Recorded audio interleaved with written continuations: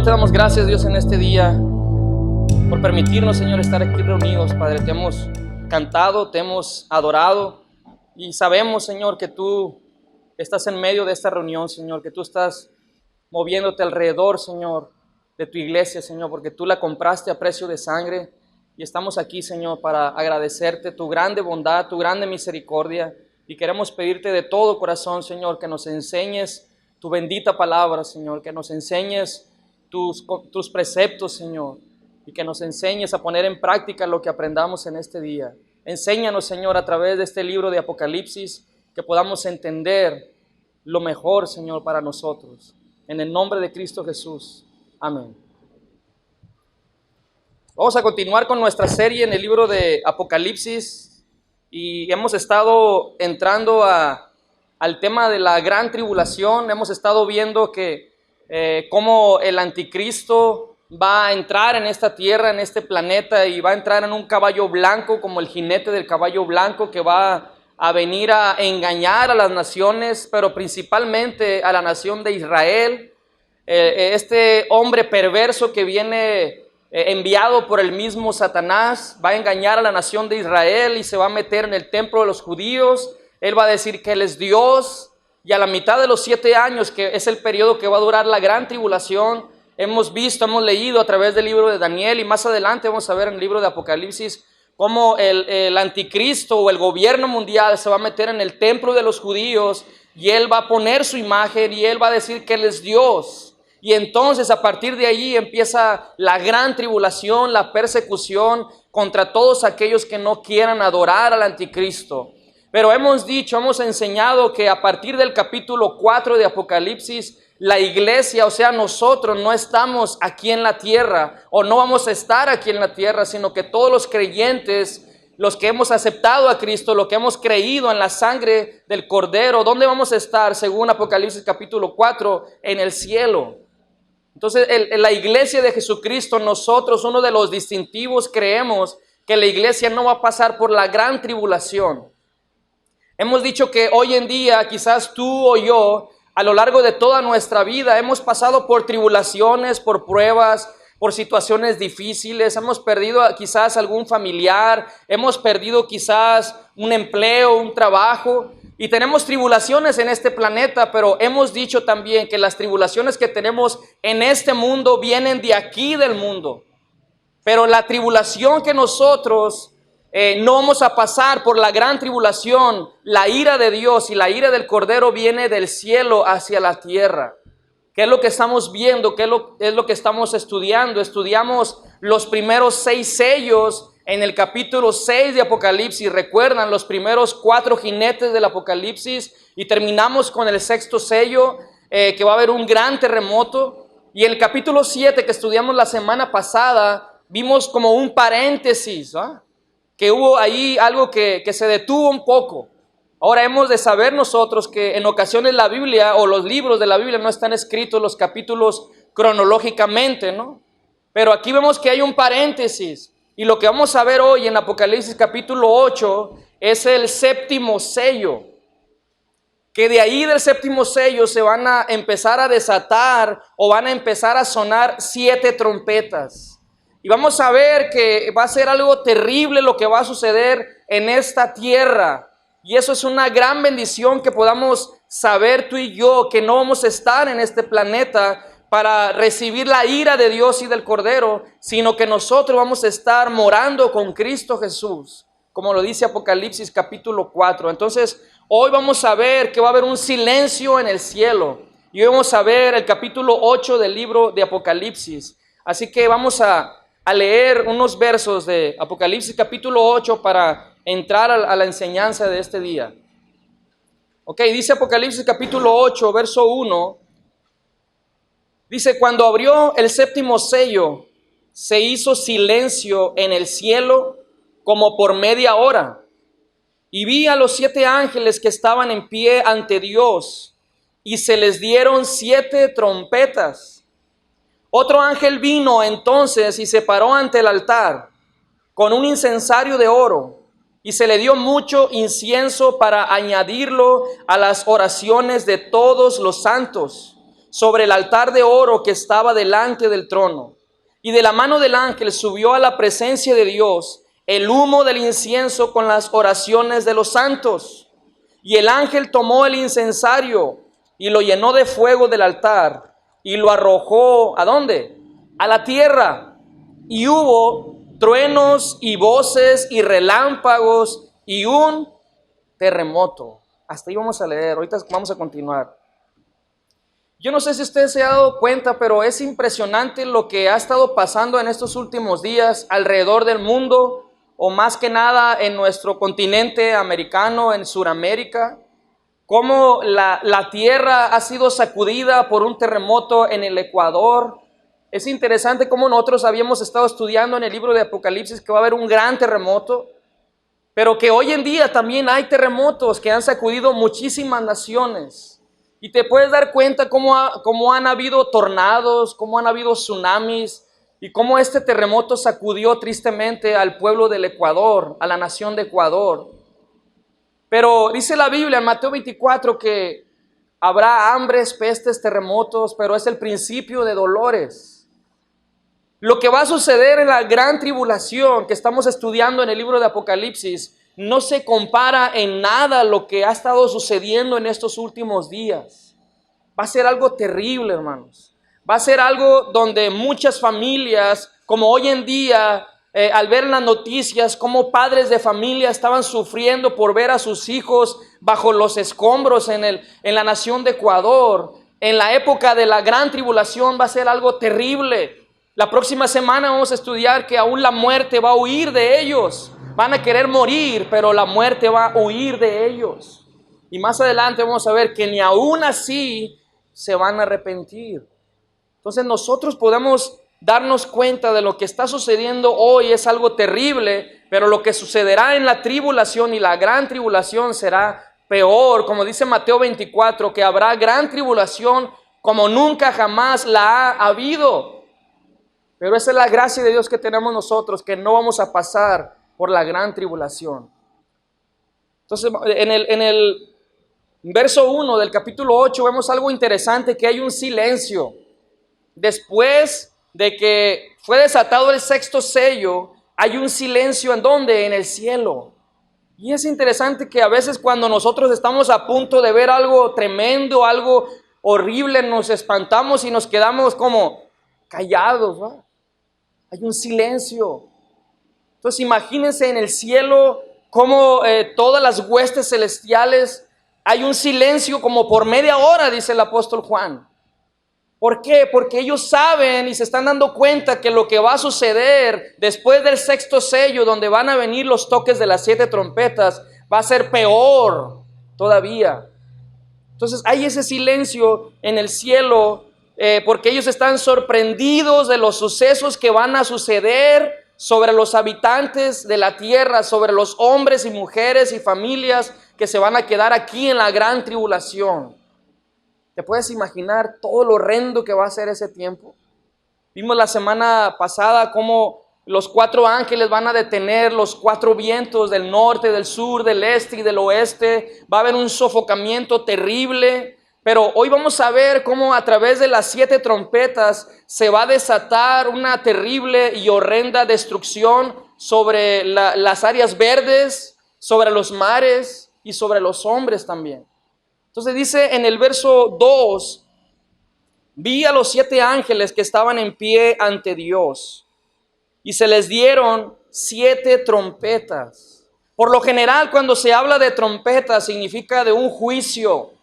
Y en este caso es un juicio divino. Cuando iban a la guerra, cuando se tocaba la trompeta, el enemigo sabía que venía algo horrible, que venía destrucción. Cuando los pueblos escuchaban trompetas, ellos sabían que venía una llamada de atención para que ellos huyeran, porque iba a venir una gran destrucción sobre los pueblos. Ahora, aquí podemos ver que hay 7 ángeles que están alrededor del trono de Dios, que se le dieron 7 trompetas. Y luego dice aquí en el verso 3, que otro ángel vino entonces y se paró ante el altar con un incensario de oro, y se le dio mucho incienso para añadirlo a las que, dice aquí, a las oraciones de todos los santos sobre el altar de oro que estaba delante del trono. Aquí vemos un incensario de oro que está encendido dentro del lugar santo. Ahora, es importante nosotros saber que el incienso era un olor fragante que en el tabernáculo de Dios, en el Antiguo Testamento, ellos traían el incensario de oro y salía un humo que subía a lo alto y que llevaba una fragancia. Pero es importante que nosotros entendamos y reconozcamos que el incienso es simbolizado por las oraciones de los creyentes, por las oraciones de los santos, por las oraciones de cada uno de nosotros. Entonces, partiendo de ahí, yo creo que la oración es importantísima.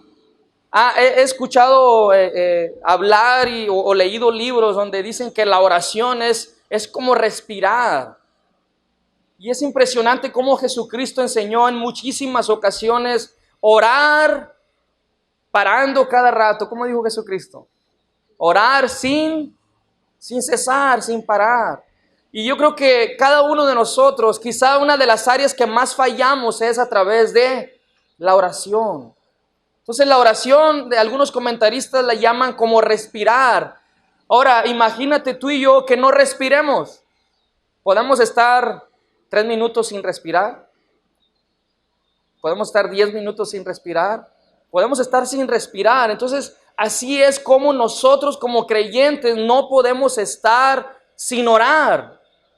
Es un incienso que llega a la misma presencia de Dios. Es la manera que tú y yo estamos en contacto directo con Dios y podemos estar en contacto con Dios todo el día, las 24 horas del día.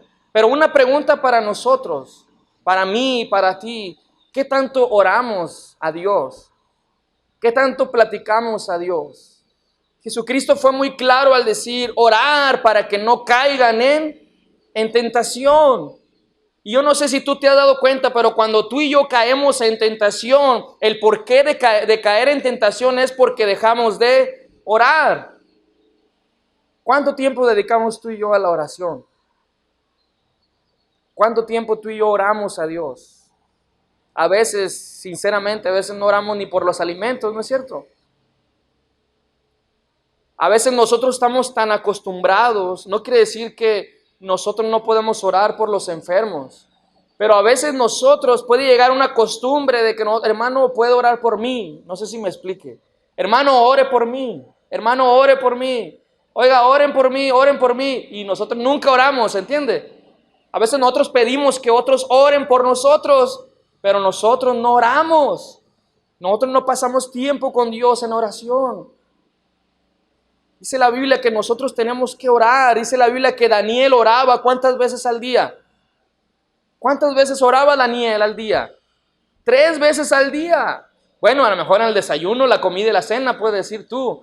Pero no, era una manera de decir que Daniel siempre estaba en una completa adoración con Dios. Y aquí es interesante que podamos ver que hay un incensario, dice, de oro en el verso 3, que dice, se le dio mucho incienso para añadirlo a las oraciones de todos los santos sobre el altar de oro que estaba delante del trono. Y de la mano del ángel, dice, subió a la presencia de Dios el humo del incienso con las oraciones de los santos.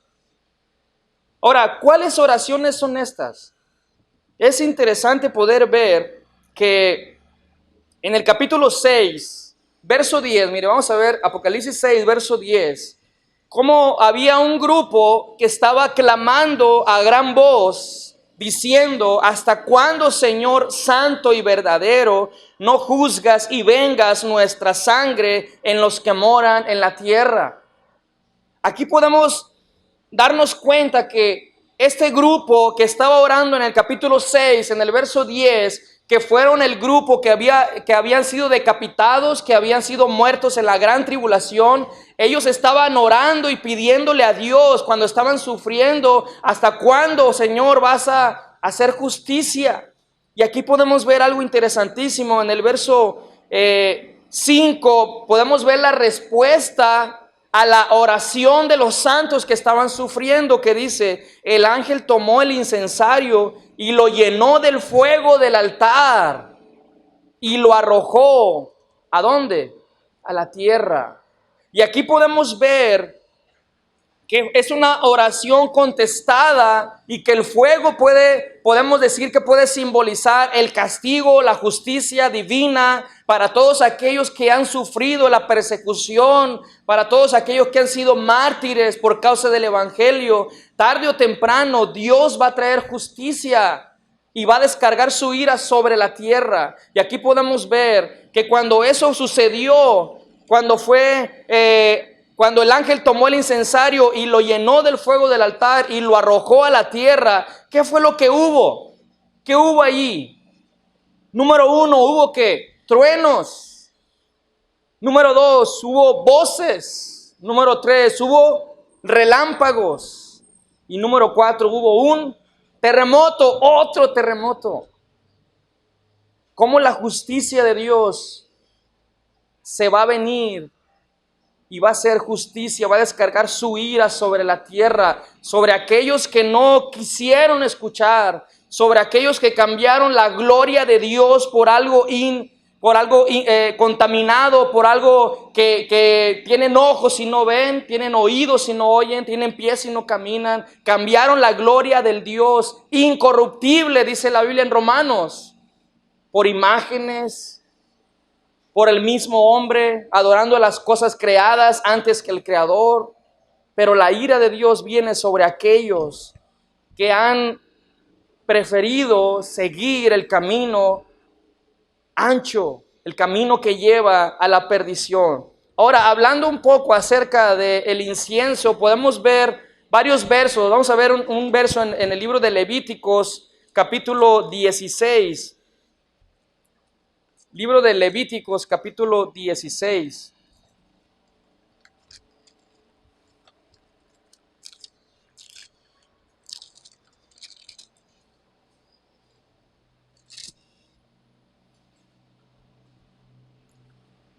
Libro de Levíticos, capítulo 16, verso 12 y verso 13. Dice: después tomará un incensario lleno de brasas de fuego del altar de delante de Jehová, y sus puños llenos del perfume aromático molido, y lo llevará detrás del velo, y pondrá el perfume sobre el fuego delante de Jehová, y la nube del perfume cubrirá el propiciatorio que está sobre el testimonio, para que no muera. Aquí podemos ver el incensario y el perfume que sale del incienso. Vamos a ver en el Salmo 141, otro verso.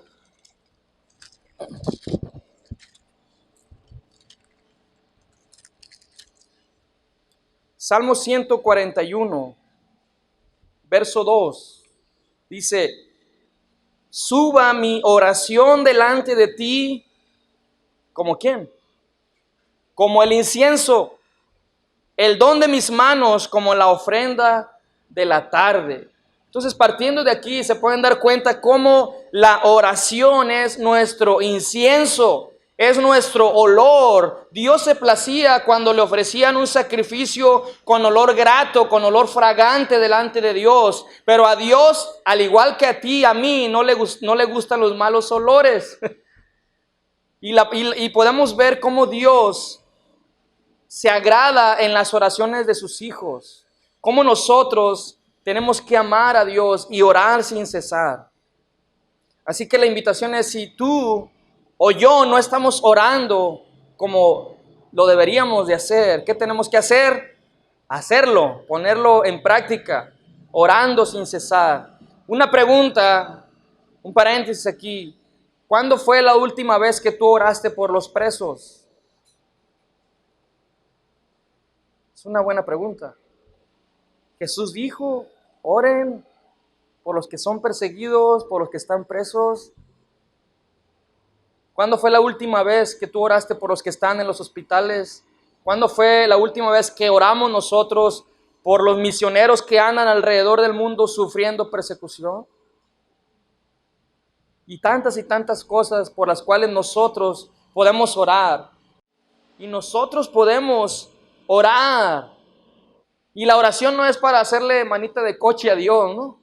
La oración es para que se haga su voluntad y no mi voluntad, como dice el Padre Nuestro. ¿Cómo dice? Hágase, Señor, mi voluntad, dice el Padre Nuestro. Haga, Señor, mi voluntad y no la tuya. No, hágase, Señor, su voluntad y no la mía.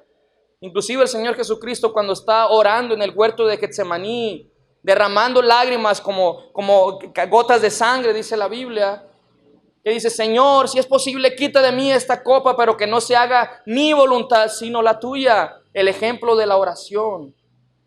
Entonces es importantísimo el que nosotros oremos, pero que oremos con un olor fragante, contrito, un corazón humillado. Seguimos en el verso 6.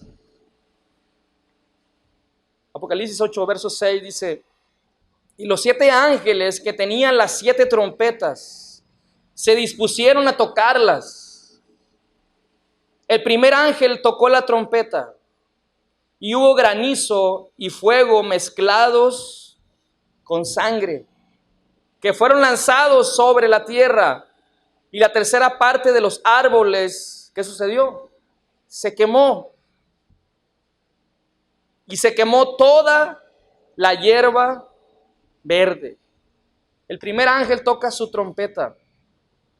Y podemos ver nosotros aquí que la primera de las 4 trompetas causará daño físico sobre los habitantes de la tierra. Pero las últimas 3 causará una angustia espiritual sobre las personas. Eso lo vamos a ver más adelante. Pero aquí vemos un granizo horrible que va a caer mezclado con fuego, con sangre. ¿De qué tamaño es el granizo que tú has visto? Yo la primera vez que vi el granizo fue allá en la sierra y me quedé impresionado ver todas las caniquitas de hielo, porque aquí en Mochis nunca me tocó ver a mí granizo, aunque sí ha habido granizadas aquí en Mochis, pero nunca lo había visto yo, ni siquiera haberlos agarrado con la mano. Pero ahí me tocó verlo hace muchos años ya. Pero ¿cuál ha sido el tamaño más grande que tú has visto del granizo? Aquí la Biblia, vamos a ver más adelante, que va a haber granizos que van a pesar alrededor de 50 kilos, 40, 50 kilos, horrible, unos bloques de hielo. Y es literal, no es simbólico. Y aquí vemos que va a haber granizo y fuego mezclados con sangre. ¿Qué hará el granizo en las siembras? ¿Qué hará el granizo en los techos de las casas de cartón, de lámina de cartón? ¿Qué hará el granizo con las bestias del campo? Algo horrible va a suceder en la gran tribulación. Imagínate los carros, los vidrios se van a quebrar. Va a suceder una infinidad de catástrofes por este primer toque de la primer trompeta. Fuego, dice, granizo y fuego mezclados con sangre que fueron lanzados sobre la tierra. Y la tercera parte de los árboles se quemó. Imagínate que se acabara hoy en día la tercera parte de los árboles. Si hoy en día hay una tala indiscriminada de árboles y se nos está acabando el oxígeno, ¿no es cierto? Literalmente, el mismo hombre está talando árboles cada vez más y más. Pero en la gran tribulación, la tercera parte de los árboles de todo el mundo van a ser destruidos. Imagínate el sofocamiento que va a haber. ¿Necesitamos tú y yo los árboles, sí o no? Necesitamos los árboles, necesitamos la vegetación para poder respirar un aire agradable, un aire puro. Cuando tú y yo vamos al Parque Sinaloa, sientes algo diferente, ¿sí o no? Pero cuando estamos en la ciudad y cuando estamos en pleno verano, de sol a sol, cómo el vapor sale del pavimento, ¿a dónde queremos correr? Abajo de un árbol, ¿va? Pero imagínate en la gran tribulación, la tercera parte de los árboles va a ser algo devastador lo que va a suceder. Pero es interesante que esta palabra de árboles no se refiere a los árboles que solamente dan sombra, sino que se refiere a los árboles frutales. ¿Se dan cuenta? que la tercera parte de los árboles frutales sea destruida en todo el mundo. ¿Qué va a pasar? ¿Qué sucederá en ese momento? Si se destruye la tercera parte de los árboles frutales, automáticamente, ¿qué va a haber? Va a haber hambre, ¿no es cierto? No va a haber producción de frutas. La humanidad va a empezar a tener una escasez de alimentos. Por eso se acuerdan que leímos 1 kilo de trigo por 1 denario, 3 kilos de cebada por 1 denario, el precio o el salario de un jornalero de un día. Es terrible lo que va a suceder. Los árboles frutales y toda hierba verde, o sea, los pastos, la vegetación, la hierba, ¿te imaginas lo que va a ocasionar todo eso? Hambre, pobreza, sofocamiento de las personas, algo horrible. Pero la buena noticia es que tú y yo no vamos a estar aquí. ¿Tú crees eso? Vamos a ver al último de Apocalipsis que Juan dice, ven, sí Señor, ven pronto. Como dice un canto, ¿va? Yo no me quedo, me voy con Él. Esa es la esperanza que tenemos en Cristo Jesús. Dice el verso 8, vamos con el segundo ángel.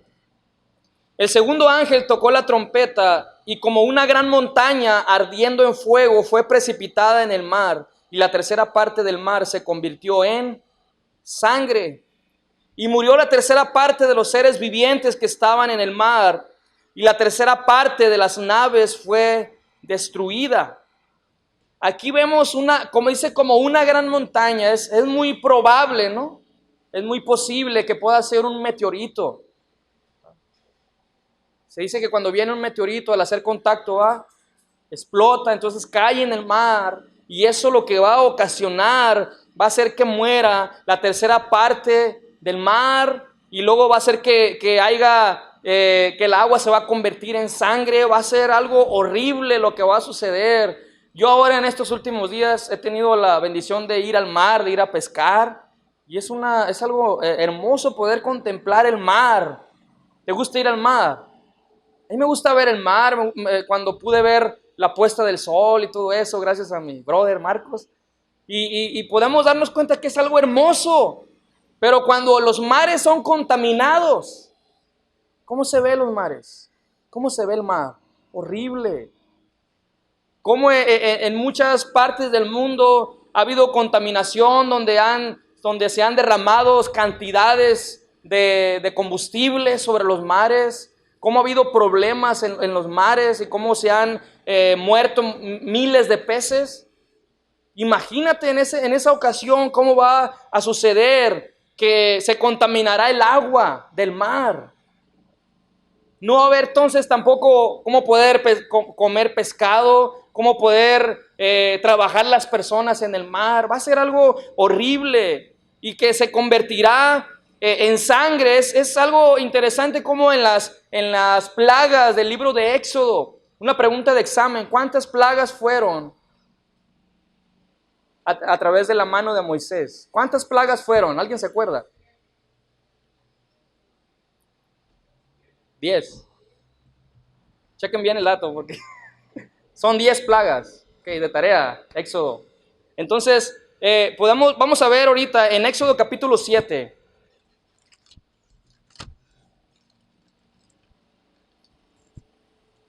Éxodo, segundo libro de la Biblia, capítulo 7, verso 21.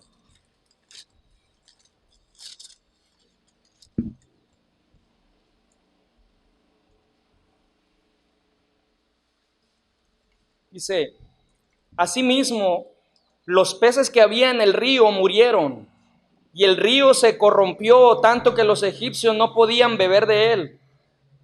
Y hubo sangre por toda la tierra de Egipto. ¿Se dan cuenta? Parecido a lo que sucedió en Egipto. Ahora, también en el verso 10 de Apocalipsis 8, verso 10, vamos a ver el tercer ángel. Dice: el tercer ángel tocó la trompeta y cayó del cielo una gran estrella ardiendo como una antorcha, y cayó sobre la tercera parte de los ríos y sobre las fuentes de las aguas. ¿Se dan cuenta cómo el segundo ángel toca la trompeta y cae como una montaña? ¿En dónde? En el mar, la segunda trompeta. Pero ahora la tercera trompeta, cae una estrella, dice, ardiendo. ¿En dónde ahora? En los ríos. Entonces, imaginémonos nosotros que los ríos que circulan alrededor de nuestro estado de Sinaloa se contaminaran. ¿Qué sucediera? Si hoy, hermano, no sé si usted se ha dado cuenta, la ciudad de Los Mochis siempre ha sido catalogada por tener la mejor agua potable a nivel nacional, donde tú puedes tomar de la llave, ¿no es cierto?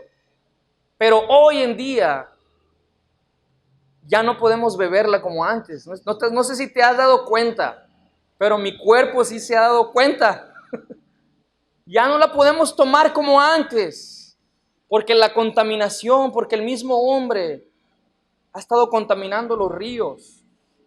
Pero en ese tiempo, una gran estrella va a caer sobre los ríos, dice en el verso 10, y sobre las fuentes de las aguas. ¿Qué quiere decir eso? Que va a haber escasez de agua potable. Muchos han dicho que la próxima guerra, eso es lo que dicen la humanidad, ¿no? Que la próxima guerra va a ser por causa de ¿quién? Del agua potable. ¿Pudiéramos vivir sin agua nosotros? No podemos vivir sin agua. Y aquí lo que va a suceder, los ríos se van a contaminar. Horrible lo que va a suceder. Ahora, es algo curioso que el hombre, la humanidad, lo que está enseñando, lo que está diciendo es que la misma naturaleza está cobrando su factura. Eso es lo que el hombre dice. ¿No has escuchado eso? La misma naturaleza está cobrando la factura de la humanidad por no tratar bien los ríos, por dejar una contaminación en las playas. Pero lo que podemos ver nosotros en el libro de Apocalipsis, que todo esto que va a suceder no es por la naturaleza, es por el Dios que creó la naturaleza, porque la ira de Dios viene sobre la tierra y toda esa serie de cataclismos o de situaciones horribles que van a suceder van a ser enviados ¿por quién? ¿Por el hombre? No, va a ser por la misma mano de Dios. Porque la ira de Dios y la ira del Cordero va a ser descargada sobre este planeta. Pero tú y yo no vamos a estar aquí si tú tienes a Cristo en tu corazón. Seguimos. En el verso 11. Y el nombre de la estrella es, ¿cómo se llama esa estrella? Ajenjo. Y la tercera parte de las aguas se convirtió en ajenjo. Y muchos hombres murieron a causa de esas aguas porque ¿se hicieron qué? Amargas. Ahora, la palabra ajenjo o esta estrella que se llama ajenjo significa amargo. Y es lo que va a suceder, que la agua se va a poner amarga. Ahora, el ajenjo era un arbusto moliente de amargo sabor, que en la antigüedad se usaba como purgante. ¿Imaginas? Era un árbol que se usaba en la antigüedad como purgante. Y si nosotros bebemos un agua contaminada, como a veces nos pasa en nuestros dolores estomacales, es porque el agua está contaminada, o más bien dicho, como un ajenjo. Y eso es lo que va a suceder. Pero también es interesante que esta palabra ajenjo simboliza amargura. Y muchas personas van a tener una amargura en su boca, en su estómago, pero también en su corazón.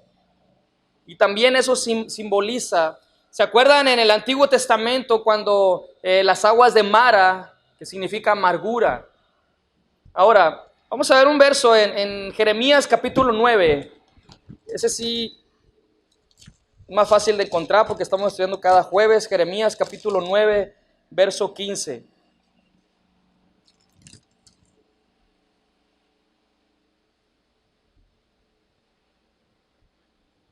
Jeremías 9:15 dice: por tanto, así ha dicho Jehová de los ejércitos, Dios de Israel: he aquí que a este pueblo yo les daré ¿a comer qué? Ajenjo, y les daré a beber aguas de hiel. La ira de Dios.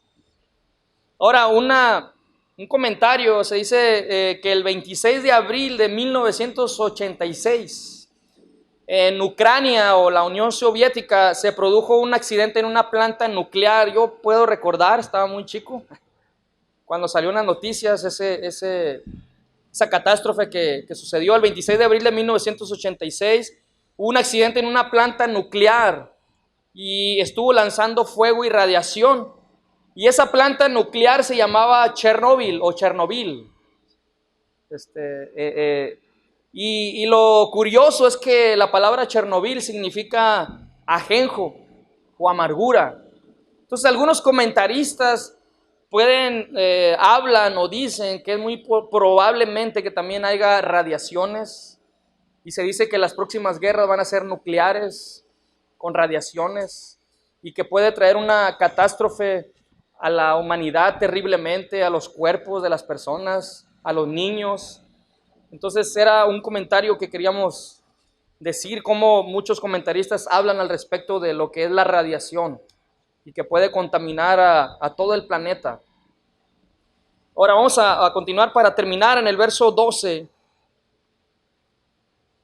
Apocalipsis 8:12 dice: el cuarto ángel tocó la trompeta y fue herida la tercera parte del sol y la tercera parte de la luna y la tercera parte de las estrellas, para que se oscureciese la tercera parte de ellos, y no hubiese luz en la tercera parte del día, y asimismo de la noche.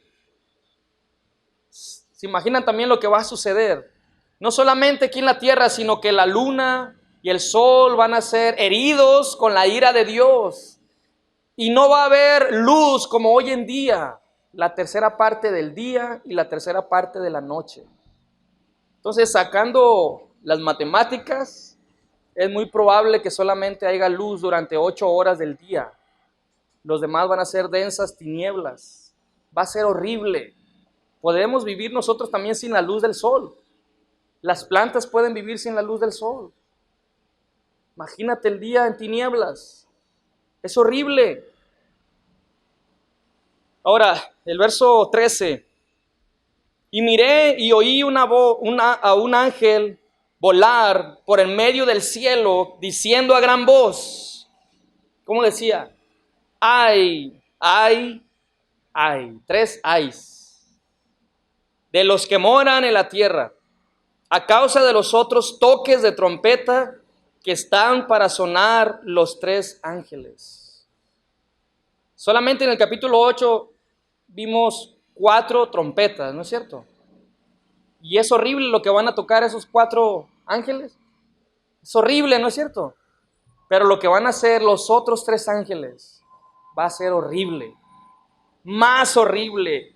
Y cuando dice ay, ay, ay, es para que nosotros le pongamos atención. Cuando en la Biblia se repite 2 veces la misma palabra, es para que nosotros pongamos atención. Si tú te das cuenta, Jesucristo cuando decía, de cierto te digo, es para que nosotros pusiéramos más atención.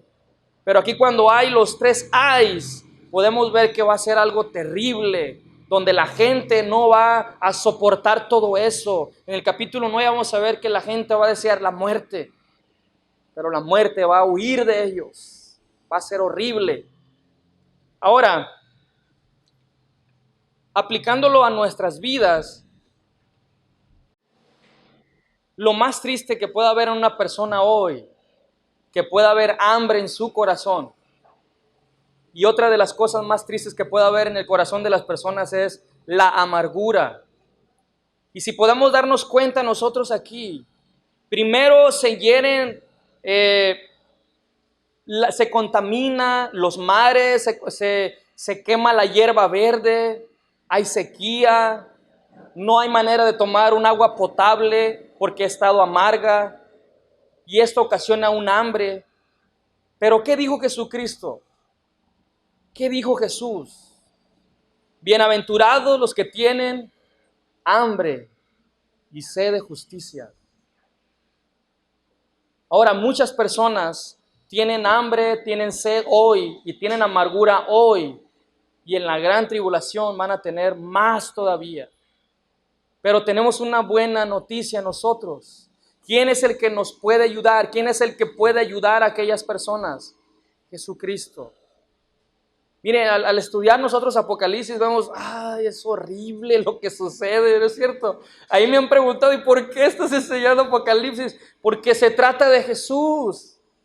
¿Se dan cuenta? Para poder darnos cuenta de dónde nos sacó Jesucristo, del sufrimiento que viene sobre la tierra, sobre la humanidad. Que Pablo dice, lo que sufrimos hoy no se compara con lo que tú y yo vamos a tener. Pero hoy en día hay muchas personas que tienen una sequía en su vida, como dice Mateo 5, verso 6. Pero lo que me llamaba más la atención, o lo que me llama más la atención, fue la palabra ajenjo, que es la amargura. Y vimos que hay amargura ¿en dónde? En las aguas, en los ríos. Pero la amargura más triste que puede haber, ¿dónde es? En el corazón. Te pregunto, ¿un cristiano puede estar amargado, sí o no?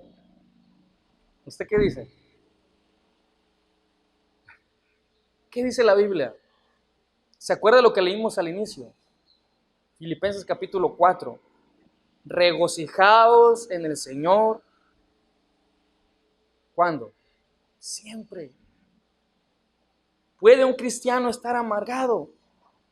Vamos a ver unos versos de Efesios capítulo 4.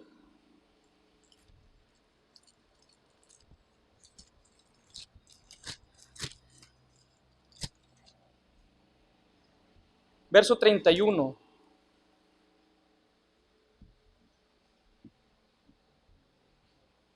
Efesios 4:31 dice, quítense de vosotros toda ¿qué? Amargura, enojo, ira, gritería y maledicencia y toda malicia. Romanos capítulo 3, verso 14.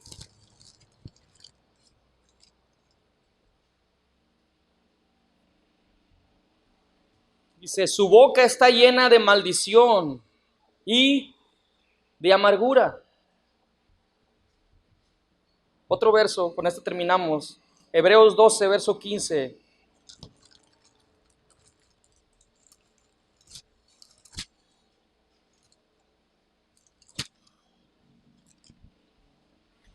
Dice Hebreos 12, verso 15. Mirar bien, no sea que alguno deje de alcanzar la gracia de Dios, que brotando ¿alguna qué dice ahí? Raíz de amargura os estorbe y por ella muchos sean contaminados. Y me llama la atención cómo el mundo trata de querer amargarte, las circunstancias de la vida tratan de amargarnos y nosotros como cristianos no podemos vivir en una amargura. Pablo está diciendo, despréndanse de esa amargura, quiten todo eso que hay dentro de ustedes. Lo más triste sería es que hubiera algún creyente, algún cristiano que tenga una amargura en su corazón, que tenga un ajenjo en su corazón, porque alguien le hizo daño en su niñez, porque quizás tu padre o tu madre te abandonó o nos abandonó. Y eso a veces el enemigo nos quiere que nosotros nos amarguemos. Y la palabra amargura estuve buscando en el diccionario y significa punzante, también significa veneno, también significa frustración, también significa resentimiento o un disgusto o una tristeza, especialmente por no haber podido satisfacer una necesidad o un deseo. ¿Habrá alguna amargura en tu corazón? No podemos vivir con amargura. Cuando venga la ira de Dios, el agua se va a hacer amarga. Pero hoy en día, la amargura más terrible que pueda suceder es en el corazón de las personas. Jesucristo fue claro a decir en Mateo capítulo 11, verso 28, venid a mí todos los que estén como cansados y trabajados, que yo los haré descansar. Yo por eso preguntaba ahorita, ¿puede el creyente estar amargado?